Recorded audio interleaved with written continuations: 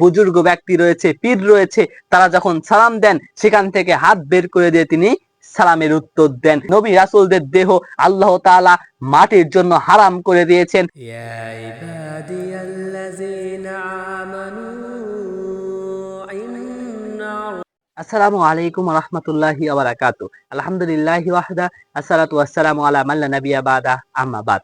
সুপ্রিয় দর্শক মণ্ডলী, আপনাদের সকলকে স্বাগতম জানাচ্ছি ইসলামিক স্পার্ক ইউটিউব চ্যানেলের নতুন একটি ভিডিওতে।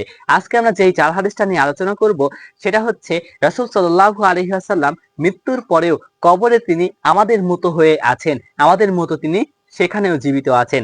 এই বিষয়টা নিয়ে আজকে আমরা আলোচনা করব। এই বিষয়টা বিস্তারিত জানতে অবশ্যই আমাদের পুরো ভিডিওটাই দেখবেন। ভিডিও দেখার পূর্বেই চ্যানেলটা সাবস্ক্রাইব করবেন এবং লাইক করে নেবেন। চলুন শুরু করি। যে রাসূল সাল্লাল্লাহু আলাইহি ওয়াসাল্লাম কবরে থেকেই তিনি আমাদের সালামের উত্তর দেন, কবর থেকেই তিনি আমাদেরকে আমাদের কথাবার্তা এসব শুনেন, তার উপর যেই দরুদ পাঠ করা হয় সেই দরুদটা তিনি দেখেন। এ মর্মে কিছু হাদিস রাসূল সাল্লাল্লাহু আলাইহি ওয়াসাল্লাম দ্বারা প্রমাণিত রয়েছে। রাসূল সাল্লাল্লাহু আলাইহি ওয়াসাল্লাম বলে গেছেন, কিন্তু আমাদের সমাজে যেই কথাটা চালু রয়েছে তিনি সেখান থেকে হাত বের করে দেন। আমাদের যারা বুজুর্গ ব্যক্তি রয়েছে, পীর রয়েছে, তারা যখন সালাম দেন সেখান থেকে হাত বের করে দিয়ে তিনি সালামের উত্তর দেন।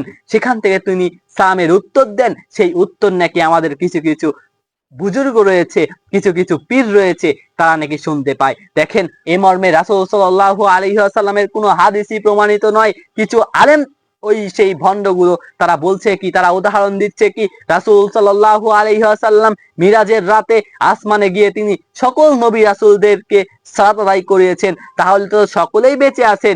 এই কথাতে তিনি নিয়ে এসেছেন, এই জায়গায় নিয়ে এসে তিনি এই হাদিসের দলিলটা দিচ্ছেন। দেখেন, সেখানে সেটা হচ্ছে বারজাখী জীবন, বারজাখী জীবনে তিনি বেঁচে আছেন। ঠিক রাসূল সাল্লাল্লাহু আলাইহি ওয়াসাল্লাম যেভাবে বেঁচে থাকার কথা বারজাখী জীবনে মৃত্যুর পরে, ঠিক সেভাবেই তিনি বেঁচে আছেন।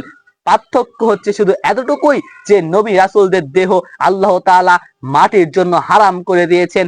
মাটি নবী রাসূলদের দেহ ভক্ষণ করতে পারবে না, কিন্তু আমাদের দেহ মাটি ভক্ষণ করতে পারবে, মাটি খেয়ে নিতে পারবে। কিন্তু রাসূল সাল্লাল্লাহু আলাইহি ওয়াসাল্লাম গণের যত রাসূল ছিল, কোন রাসূল সাল্লাল্লাহু আলাইহি ওয়াসাল্লামের দেহকেই মাটি কখনো ভক্ষণ করবে না। ঠিক যেভাবে ছিল ঠিক সেভাবেই থাকবে। দেখেন, যদি তাই হতো, রাসূল সাল্লাল্লাহু আলাইহি ওয়াসাল্লাম মৃত্যুবরণ করার পরে অনেক ভণ্ড নবী এসেছিল, সেই ভণ্ড নবী থেকে বের হয়ে আসার পথ রাসূল সাল্লাল্লাহু আলাইহি ওয়াসাল্লাম অন্য বেশে এসে সাহাবায়ে কেরামের কাছে বলে যেতে পারতেন।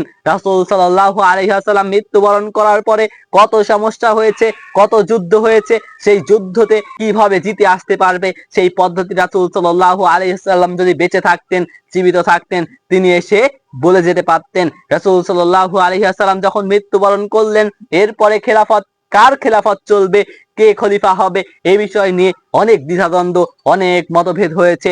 এইসব মতভেদই হতো না যদি রাসূল সাল্লাল্লাহু আলাইহি ওয়াসাল্লাম কবরে জীবিতই থাকতেন। তিনি এসে বলে যেতেন যে অমুক হবে, আলী রাদিয়াল্লাহু তাআলা আনহু, উসমান হবে, এভাবে তিনি বলে যেতে পারতেন। কিন্তু তিনি বলে যাননি।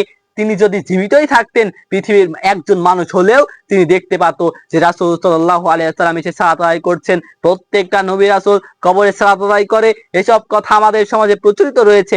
আসলে যেসব কথা প্রচলিত রয়েছে তার কোনো ভিত্তি নেই। যেটা কুরআন এবং সহিহ হাদিসে রয়েছে ঠিক সেসব কথায় আমরা বিশ্বাস করব।